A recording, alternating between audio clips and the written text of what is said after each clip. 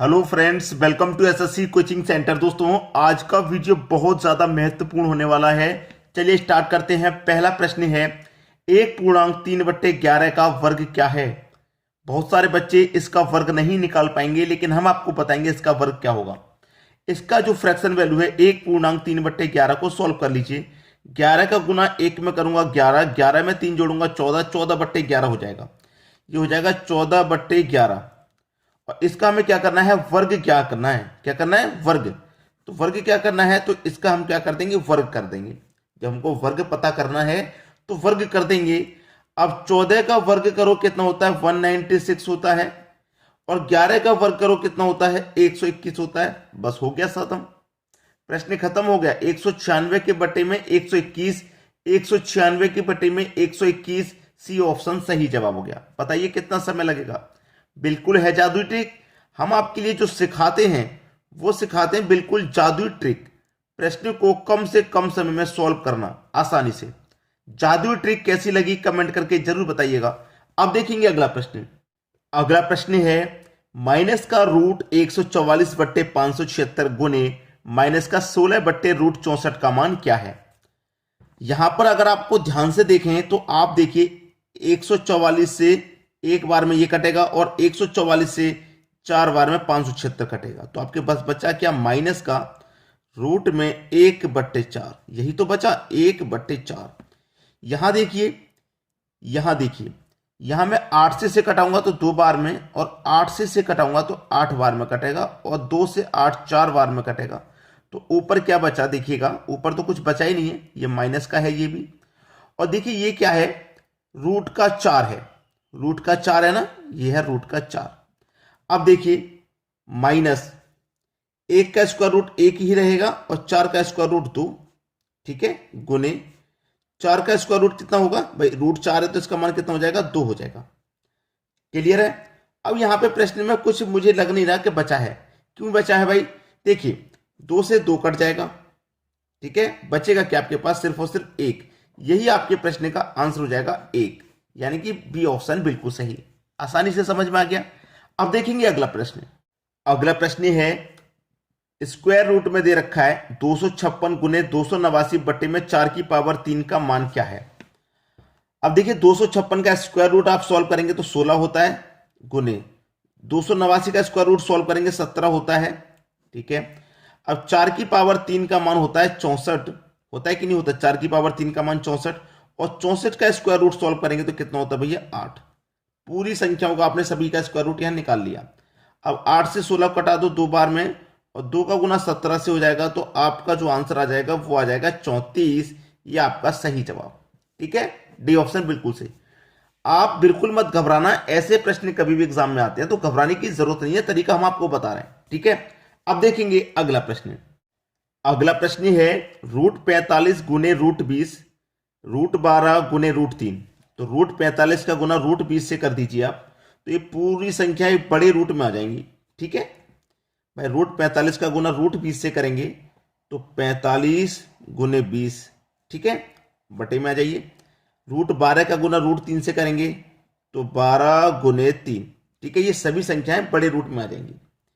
अब देखिए कटाते हैं, 4 से कटेगा 5 बार में, 4 से कटेगा 3 बार में, 3 का गुना 3 से होगा तो ये 9, और 9 से 45 कटेगा 5 बार में।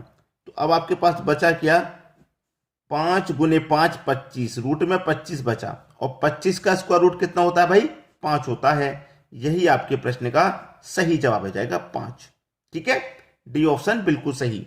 अब देखेंगे अगला प्रश्न।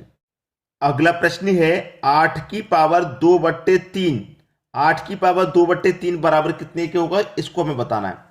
सबसे पहली बात तो यह है कि आप ये सोचिए, जो हमारे पास 8 है, मैं इसको क्या लिख सकता हूं, 8 को आप 2 की पावर 3 लिख सकते हैं, क्योंकि 2 की पावर 3 का मान 8 होता है, लिख लिया। अब यहां पर है पावर 2/3, ठीक है, क्लियर है इतना। तो 3 से 3 कैंसिल हो जाएगा, 2 की पावर 2 बचेगा, 2 की पावर जब 2 बचेगा तो कितना हो जाएगा, उसका मान 4 हो जाएगा। यही आपका आंसर हो जाएगा 4, सी ऑप्शन बिल्कुल सही जवाब। आ गया समझ में। अब देखेंगे अगला प्रश्न। अगला प्रश्न है, 25 की पावर 3/2 को सरल कीजिए। भाई देखिए, मैं आपको ऐसे ही प्रश्न अभी अभी कराया है। 25 की पावर 3/2 को सरल करने के लिए कह रहा है। 25 को आप क्या लिख सकते हैं, 5 की पावर 2 25 होता है, उसकी पावर हो जाएगा पूरा का 3/2, 2 से 2 कैंसिल, 5 की पावर 3 बचा, और 5 की पावर 3 का मान होता भाई 125। खत्म आंसर।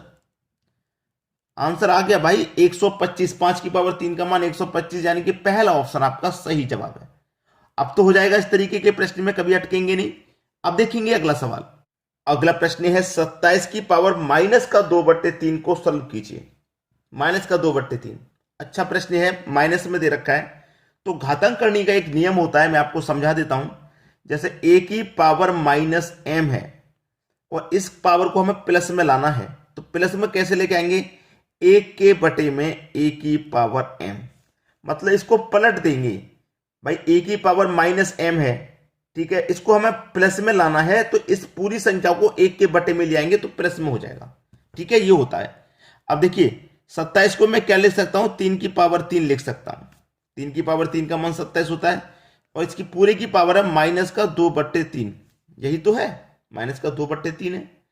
अब 3 से 3 कैंसिल में कर दूंगा तो 3 की पावर -2 बचेगी।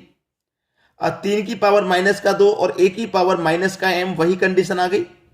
तो इसको मैं बटे में लेके आऊंगा, प्लस का बनाने के लिए बटे में, तो 1 के बटे में मैं ले आऊंगा 3 की पावर 2, बिल्कुल इसी की जैसे 1 के बटे में a की पावर -m था, प्लस हो गया।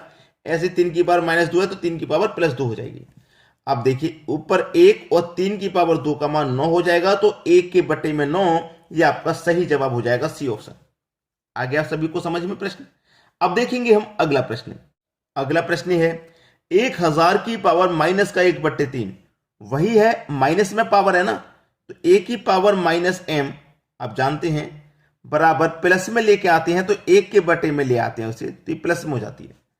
अब देखिएगा आप 1000 को क्या लिख सकते हैं, 10 की पावर 3 लिख सकते हैं। 10 की पावर 3 का मान 1000 होता है, पावर है इसकी 1/3।